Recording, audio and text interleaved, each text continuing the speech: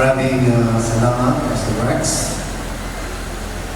Nais kong purihin ng Panginoon every time na merong gathering dito.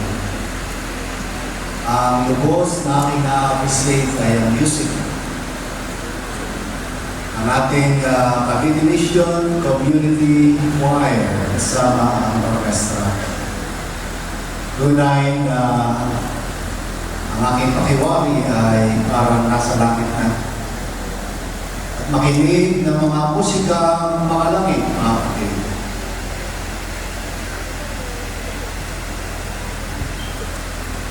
Mga kapatid,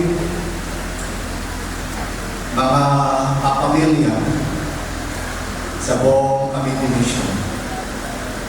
Isang mapagpala at maligayang araw ng Sabat sa inyong lahat.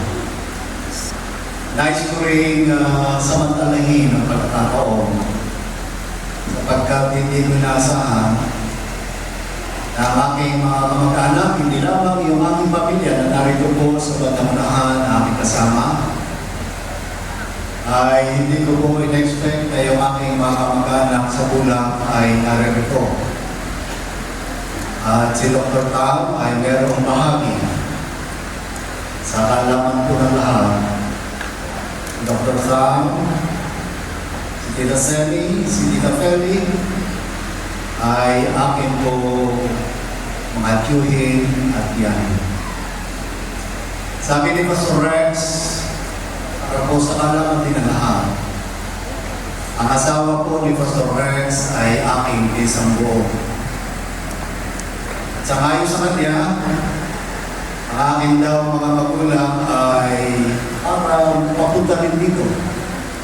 Ang hindi ko lang alam ay kung sila ay narito na. Meron po bang pumunta taga-Bulang sa pamilya ni Dr. Sam? O naroon sa kabilang gym? Kasi nga po mga kapatid, nais ko po maunawaan sa inyo. Ang inyong lingkod ay hindi ko po nagampanan ang aking gawain sa 2 araw na ating constituency session. Ang hindi ko po maunawaan mga kapatid, every time na ang inyong lingkod ay mai-elect. Kagaya po noong 2017 na ang Cavite ay ihahandang ibukod para maging sangganap na misyon. Alam niyo mga kapatid, hindi po ako nakapaglingkod ng 4 na buwan. Sapagkat noong January 18, 2017, ang inyong lingkod sa mismong kaarawan ng aking mahal na kabiyak. Siya po ay 50 years old at time. Hindi siya nakapagsa-celebrate ng kanyang birthday since birth. Pero noong magsisikwenta, alam niyo yung mga tiga-Cavite, ang mahalagang araw sa kanila ay yung unang taon, 7 taon, 18. Yan po ay ang tunay na Cavite. Sila ay paghahanda kahit simple lang. Pero noong January 18, ang aking magkabya ay pinagpasya namin na siya ay ipag-celebrate. Salamat sa ating community choir. How great thou art. Ilangin po natin ang kabutihan ng Diyos. At ako po ay nais na magpapis-testimonya sa inyo.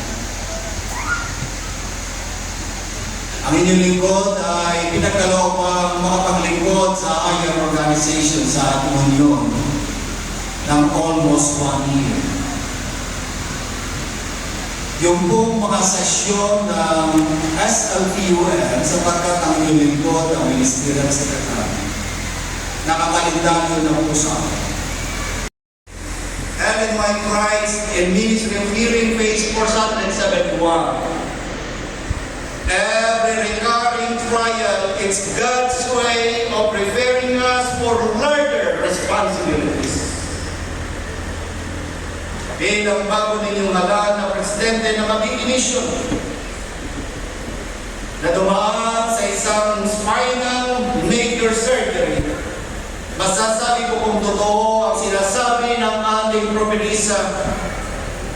Ang wika niya sa page 473 ng message ng Ministry of Healing, every trial, God has a purpose. So kung malaman ninyo at natapat sa inyo, upon knowing in November 25, yung po ay kabila. What comes to my mind, I was so humbled, bakit ako? Wala ako doon sa constituency. Akin din pong nakita sa GC ng Cavite Mission, sapagkat na mga pastor na nagsidalaw sa akin sa ospital at sa aking bahay. Kaya encourage ni pastor, bumalik ka na. Pero sabi ko sa kanila, hindi sa atin ang kapangyarihan na yan. Yan ay sa kamay. Please, pray him up.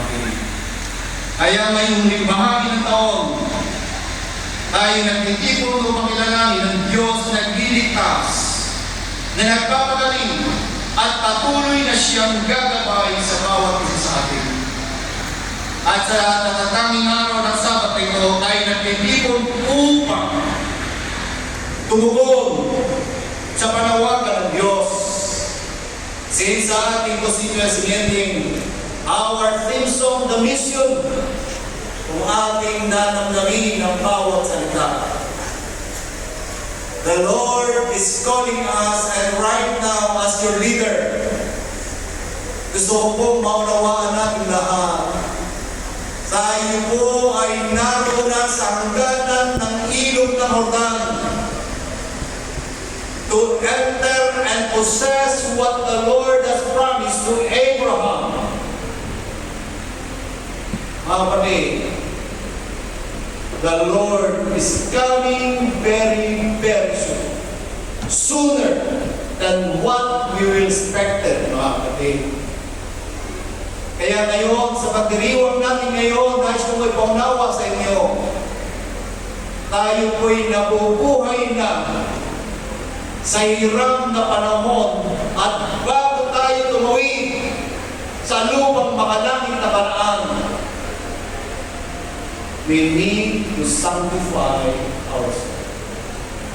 We could not do the mission of God unless we are grounded in the Bible.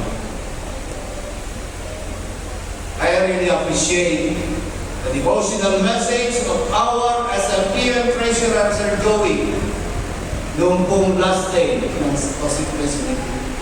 He highlights the coming of the Lord, our blessed hope, sooner than what we expected, and emphasize realizing the coming of the Lord is the one that fuels upang tayo gumanap sa misyon, mga minamahal mga kapatid.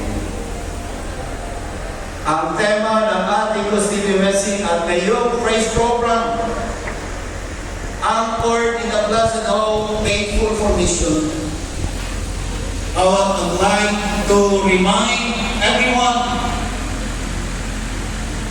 the General Conference Worldwide Trust Integrated Commission, grounded in the Bible, focus on mission.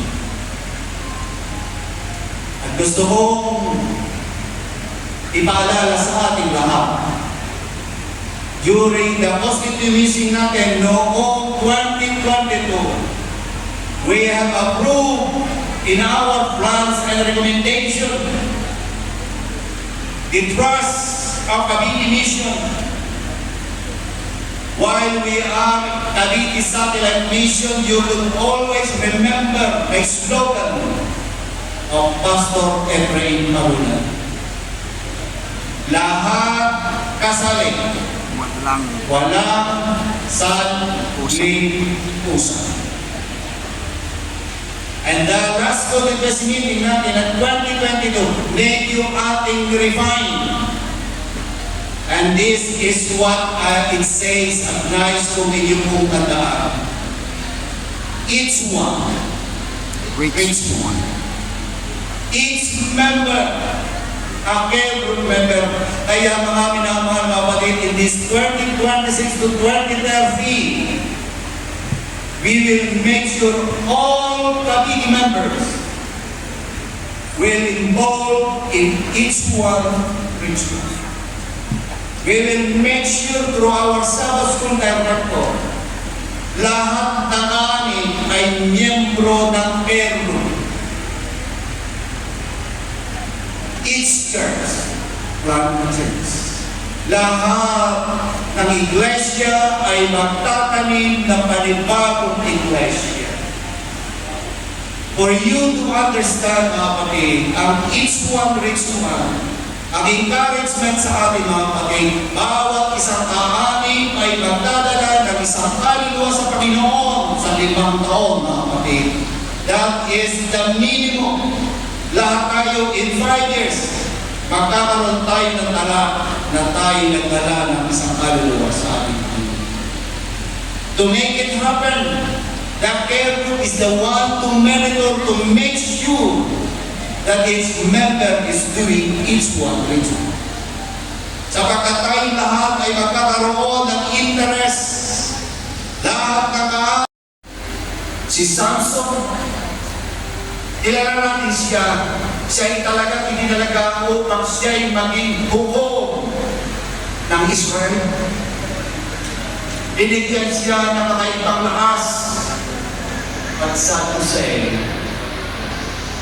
Samson has a lot of weaknesses. Hindi maganda ang kanyang panahon, ang kanyang inulong sa Diyos. Meron tayo sa kanyang mga magulang ay pinalalahanan siya, pero bakit ay stubborn after yan, si Samson. Nais kong sabihin sa inyo, bago pa magkaroon ng kalakasan si Samson, bago pa siya panganak, siya'y tinawag na ng Diyos.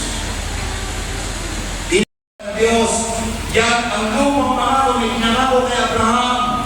Sumulong kayo. Naalala niyo mga kapatid ang una nilang laban. Pumili si Josue na napakaraming mandirigma. Pero sabi ng Diyos, masyadong kapatid, meron tayong mission. Acts of the Apostles chapter 1. The church is God's agency for the salvation of many souls. That is the purpose of our church. Datapwat, mga minamahal na kapatid, ang kahinaan ni Samson.